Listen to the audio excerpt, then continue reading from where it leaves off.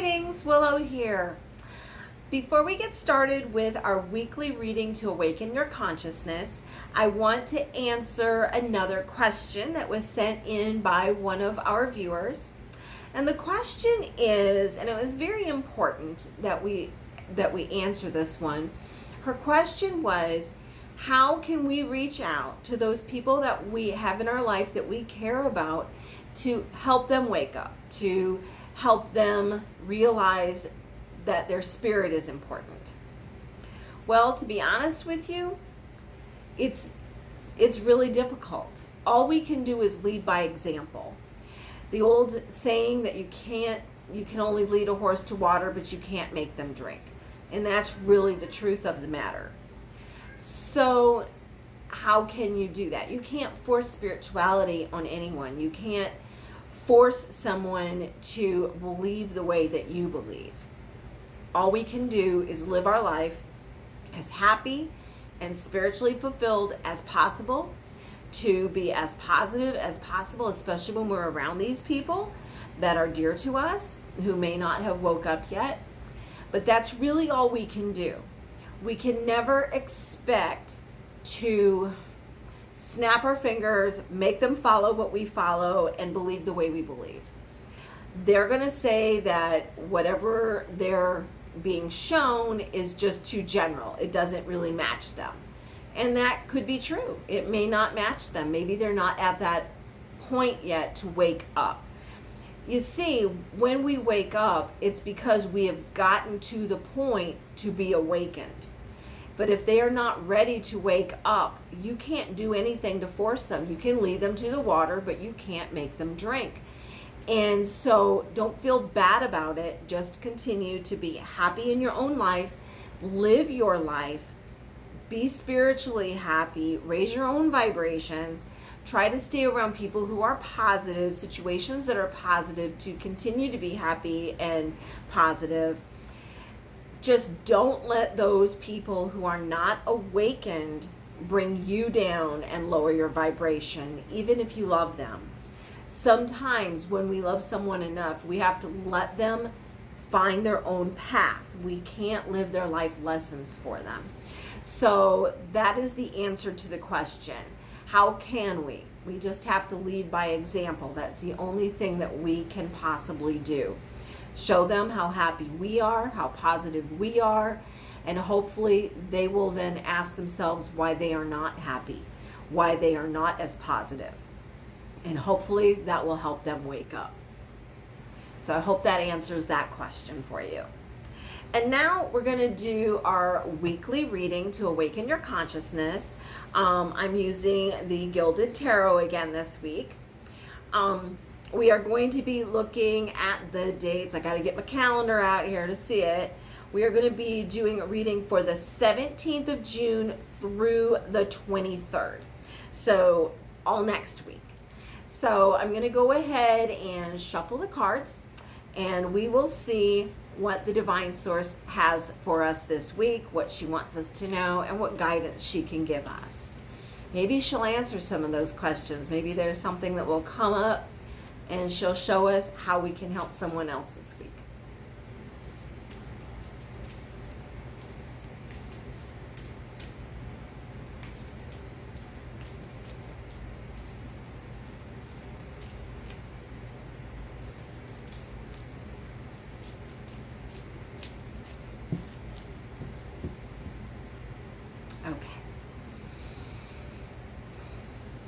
Divine Source, Divine Mother, all that is, we ask that you guide us and direct us, and that you bless us this week.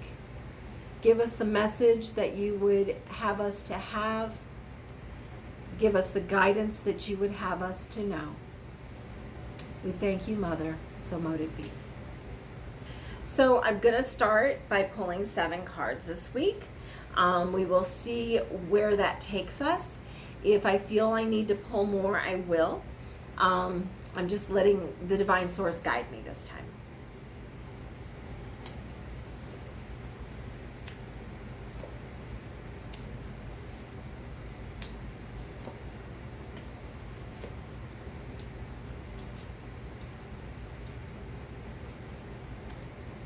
Okay. So the first card that we have here is the Hanged Man. So with the Hanged Man, we are seeing that things aren't moving real fast for us this week, but it is a lot of work. So we are still putting the effort in, we're putting the work in, but we might not see a lot of response to it. We're not going to see the action. We're going to be putting in the work to get ready for the action to happen. And our second card, now remember, these are not going to be Monday, Tuesday, Wednesday, Thursday, Friday, Saturday, Sunday. That's not how I'm doing this. What I'm doing here is looking at an entire week of energy. So this is just your weekly reading. So we have another card of kind of like inaction. So we've had two of those. So it might be a slower paced week. We might not see a lot of results, but we still have to be putting the work in for our spiritual growth. So it does take time. So with this Eight of Swords, this is kind of a wall we put up around ourselves. Sometimes it's a wall of protection. If we have been knocked down, if we have had a lot of opposition, if things have not turned out the way we had hoped to in the past, we might find that we kind of hold ourselves back. We're like putting up this wall of protection because we don't want to be hurt again. We don't want our feelings hurt. But that just holds us back. So in the question that we had earlier, how can we help someone? Well, if they've shot us down before, we may be afraid to try to approach them again.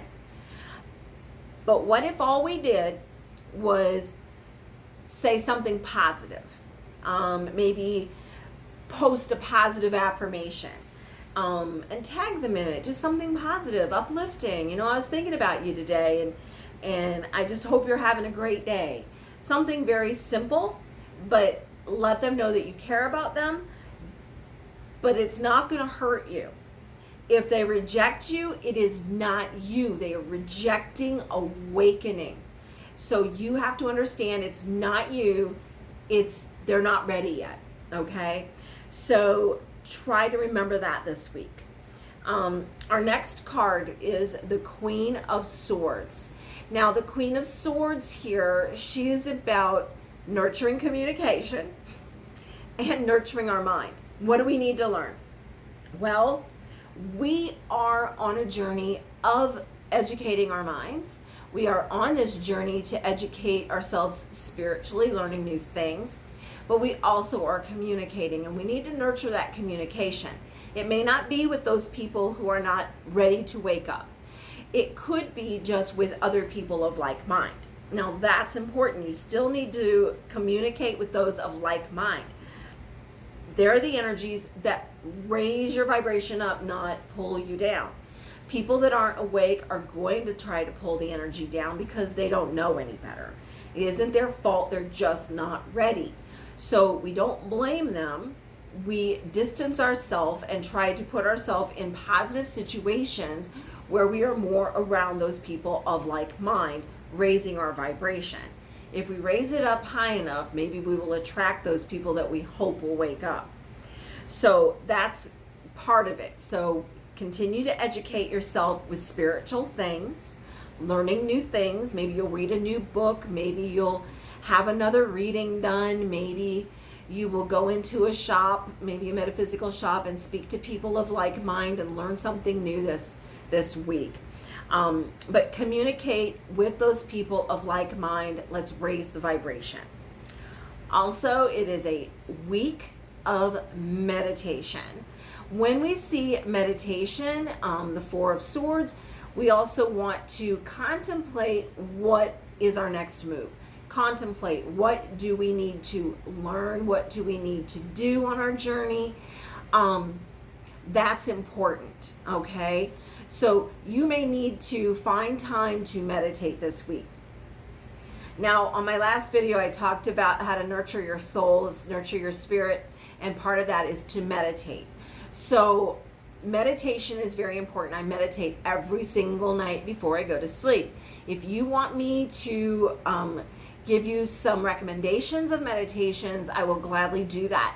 You can send me an email to willowlemachant@yahoo.com. You can go to my website and find my text number, and you can text me a question about what to recommend for a meditation. I will always gladly share information like that. I also will post periodically meditation links that I have listened to that have worked for me. I will link them on Facebook, on Instagram, so you can look there as well. But meditation is going to be very important this week.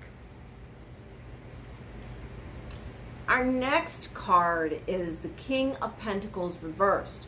So another thing that we have to look at is assessing our physical needs this week. Yes, we have to nurture our spirit, but you can't do that if your physical needs are not met. We still are in a physical vessel, a physical body here. We have to take a look at what we need in the physical. Do we need more money to come in? How is our health and well-being? Are we taking care of ourselves?